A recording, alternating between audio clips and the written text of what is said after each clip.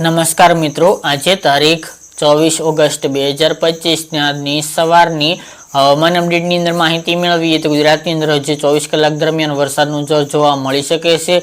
આ રાઉન્ડ હજુ 30 ઓગસ્ટ સુધી ચાલવાનો છે। જે વિસ્તારની અંદર હજુ પણ વરસાદી માહોલ ઓછો જોવા મળ્યો છે તે તમામ વિસ્તારને સારા વરસાદનો લાભ મળે તેવી સંભાવના। તો વિસ્તારો વાઇઝ અપડેટ મેળવીશું। ચેનલમાં નવા હોય તો ચેનલને સબસ્ક્રાઇબ કરી નાખજો અને વિડીયોને લાઈક આપીને તમામ ખેડૂત ભાઈને શેર કરી દેજો। સૌથી પહેલા મિત્રો વાત કરીએ તો મગફળી અને કપાસમાં આવતી ઈયળો અને ચૂસિયા જીવાતોનો એકમાત્ર ઉપાય એટલે યુનાઇટેડ ઇન્સેક્ટિસાઇડ કંપનીનું પ્રસ્થાન આવે છે, જેનો છંટકાવ કરીને તમે ઈયળ અને ચૂસિયા જીવાતનો સંપૂર્ણપણે નાશ કરી શકો છો। જે તમને નજીકના કોઈપણ એગ્રોની મુલાકાત લેશો એટલે દવા મળી રહેશે। વધુ માહિતી માટે આપણી સ્ક્રીન ઉપર પણ નંબર આપેલા છે। હવે મિત્રો વાત કરીએ તો વરસાદની, તો મિત્રો ગઈકાલના રોજમાં પણ અમુક વિસ્તારની અંદર 4-5 ઇંચ સુધીના ધોધમાર વરસાદો પણ જોવા મળ્યા હતા, જેમાં ખાસ કરીને જુનાગઢ હોય, ગીર વિસ્તાર એ ભાગો, ઉત્તરાત હોય, મહીસાગર, આ અમુક એકલ દોકલ વિસ્તારની અંદર 4-5 ઇંચ સુધીના ગઈકાલના રોજ દરમિયાન વરસાદો નોંધાયા હતા। તે ઉપરાંત સાબરકાંઠા હોય, થરાદ, વાવ, પાટણ, મહેસાણા એ ભાગોની અંદર પણ ગઈકાલના રોજ દરમિયાન સારા વરસાદો નોંધાયા હતા। આણંદ, વડોદરા, દાહોદ તેમજ અમદાવાદ, ગાંધીનગર, ખેડા વિસ્તારની અંદર પણ છૂટક વિસ્તારની અંદર હળવા સામાન્ય વરસાદ નોંધાયા હતા। સૌરાષ્ટ્રના અન્ય દરિયાકાંઠાના વિસ્તાર જેમાં અમરેલી, ભાવનગર, બોટાદ, રાજકોટ, જામનગર રેડા ઝાપટા જોવા મળ્યા હતા। તેમજ સુરેન્દ્રનગર જિલ્લો હોય, મોરબીના પણ એકલ દોકલ વિસ્તારની અંદર અમુક જગ્યાએ સારા વરસાદો પડી ચૂક્યા હતા। રાપર હોય તેમજ ઉત્તર કચ્છના ભાગોની અંદર પણ ગઈકાલના રોજમાં હળવા સામાન્ય રેડા ઝાપટા જોવા મળ્યા હતા। હવે મિત્રો હજુ પણ ગુજરાતની અંદર 24 કલાક દરમિયાન વરસાદનું જોર રહી શકે છે। ખાસ કરીને મિત્રો અત્યારે અનેક વિસ્તારની અંદર ભારે પવનો દિવસ દરમિયાન જોવા મળી રહ્યા છે। દરિયાની અંદર પણ કરંટ પુષ્કળ પ્રમાણમાં જોવા મળી રહ્યો છે। જે સિસ્ટમની અસર ગુજરાતમાંથી નથી જોવા ગઈ તેવી હાલ તે શક્યતા દેખાઈ રહી છે।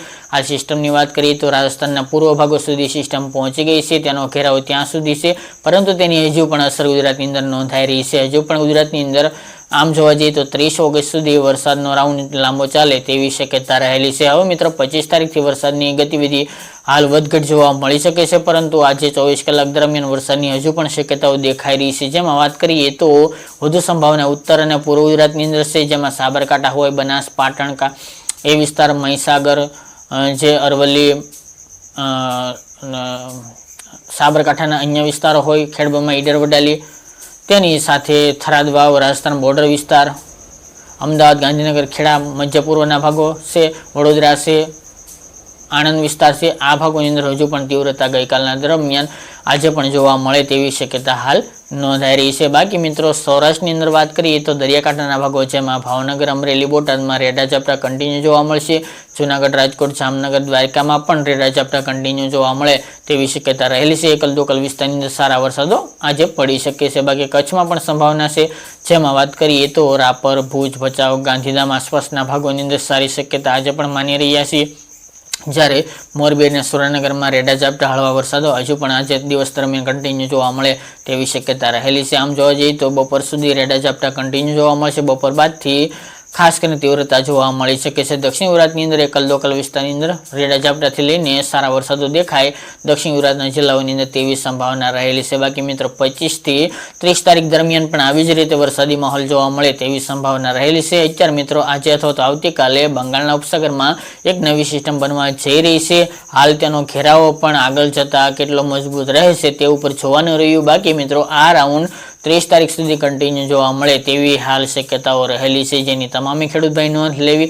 હજુ મિત્રો આગામી દિવસના વરસાદની અપડેટ આગામી સમયની અંદર દરરોજ આપતા રહીશું। આ હતી મિત્રો આજની વહેલી સવારની અપડેટ। ફરી એક નવા વિડીયો સાથે મળીશું। આજ માટે આટલું જ।